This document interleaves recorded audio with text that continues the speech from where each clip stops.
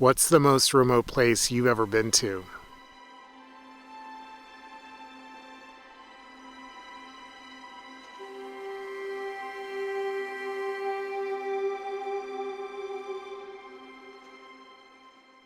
Welcome to our next adventure, where Lavinia and I go to the most remote place we've ever been to and get to see another glimpse of God's beautiful creation. Let's get going.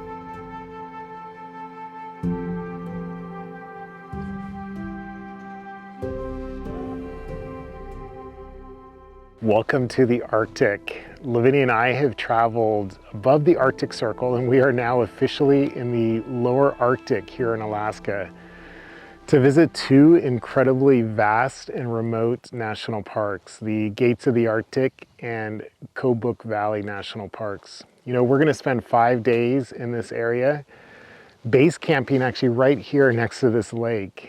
We traveled up here with a outfitter, kind of wildlife adventure company called Arctic Treks that is based out of Fairbanks, and they're going to be taking care of us over the next several days. We are so excited to explore these parks. You know, these parks are probably some of the most remote and inaccessible parks in the entire US. Gates of the Arctic you can only really get to by either bush plane or hiking a ridiculous number of miles to get into the park. And Kobuk Valley you can only get to by bush plane. So there's going to be several flights involved for us to get around. We obviously had to take some flights to get up here, but we're excited. We're going to do some exploring, maybe a couple of hikes here and there, look for some wildlife.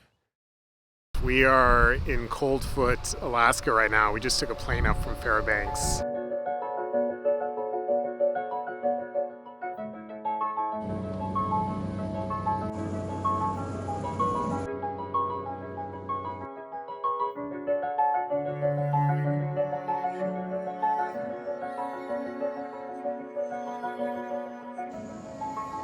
We're about to get on the plane that's behind me here and fly into an incredible national park. This adventure is going to be a little bit more off of the beaten path and very deep in the wilderness.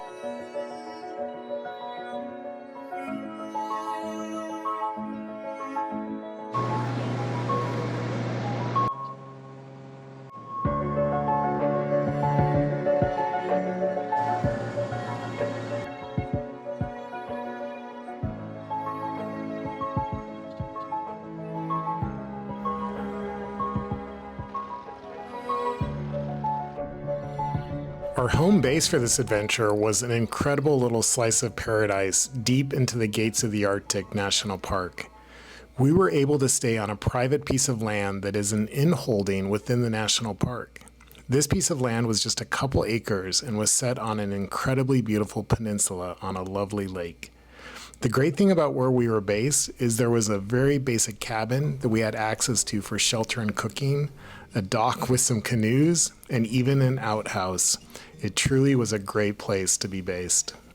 Kyle, our incredibly talented guide, prepared some of what is probably some of the tastiest meals I have ever had camping, several of which were fresh pike fish caught by Kyle right out of our lake.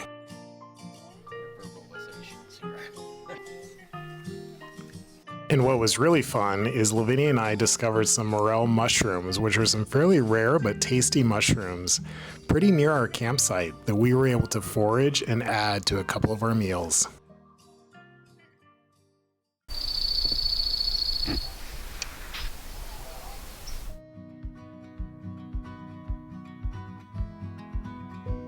On our second day, we went for a bit of a hike from camp. The hike was only a few miles, but we got to experience a true Arctic tundra hiking experience. Besides just blazing our own trail, what really made this hike unique was hiking over sedge tussock grass, which is some of the toughest terrain I have ever hiked on. Tussocks are basically thick grass bushes that grow on top of the older generations and therefore become these very tall and topsy-turvy tufts of grass that are very difficult to navigate and walk on. I heard someone refer to them as trying to walk on marshmallows that are floating on a cup of hot chocolate, and that sounds pretty accurate. So it was only a few miles, really felt like a 5 or 6 mile hike. The views were incredible, and we even managed to have a picnic lunch on the trail. So all in all, a pretty good day.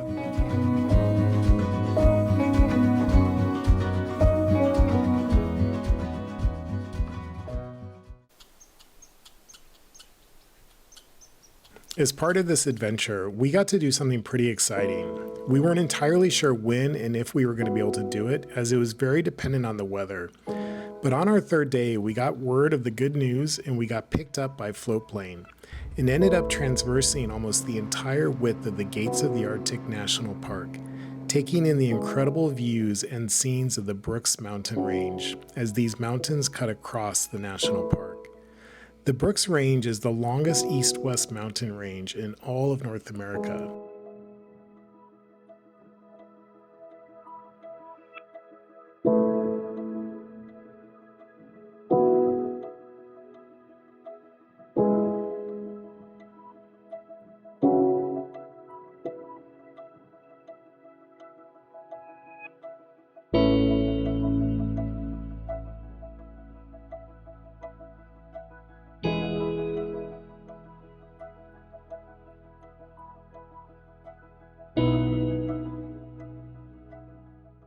And after flying through the gates of the Arctic Park, our destination was the Kobuk Valley National Park, where we did a river landing in the Kobuk River.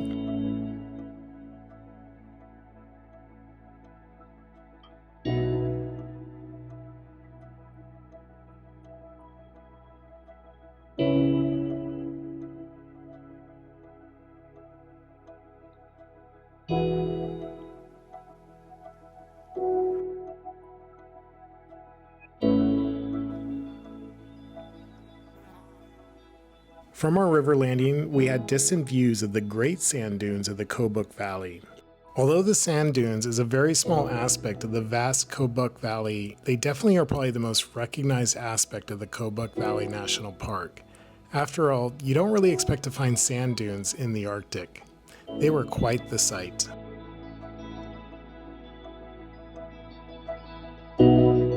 And after a quick flyover of those sand dunes, we headed back into the gates of the Arctic National Park and landed at Walker Lake for another view and perspective of the park and the landscape of the Arctic. I even found an artifact of an old rusty can.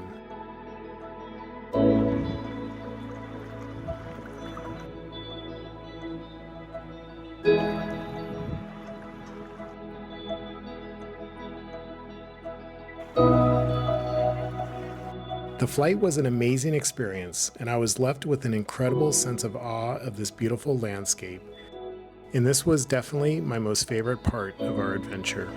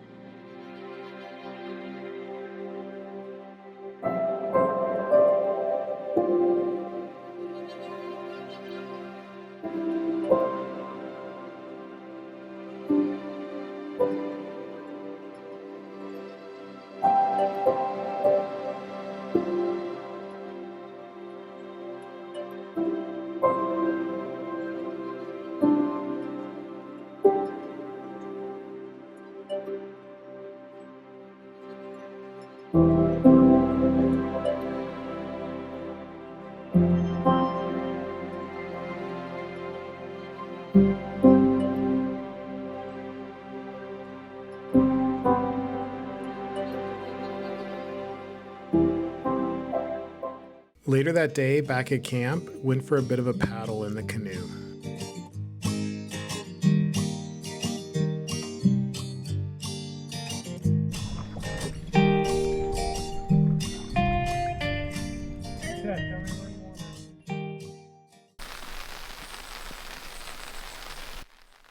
Our fourth and final day was met with a bit of rain. It rained pretty much the entire day off and on, but you know, that was actually okay. I got stuck into a pretty good book and we spent the day relaxing and talking amongst each other.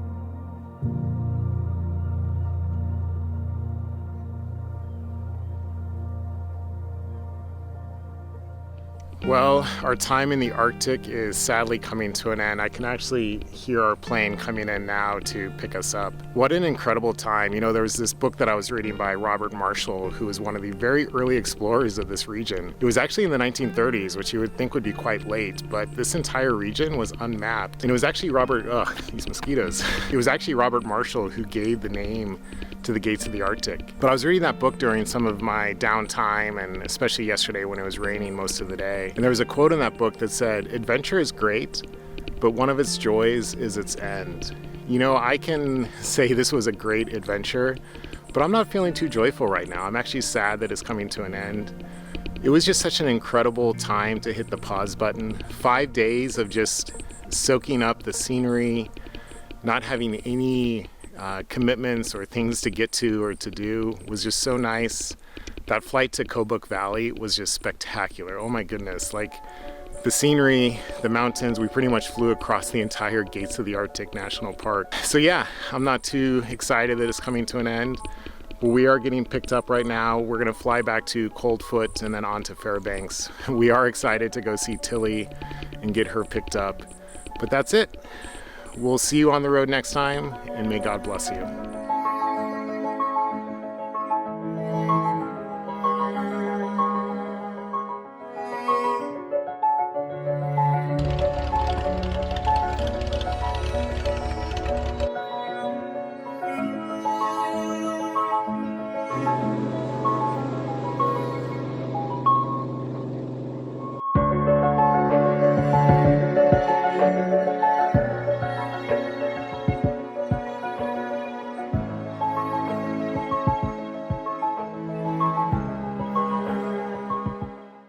And here comes our plane. Well, let's see. Yeah, I think that's our plane.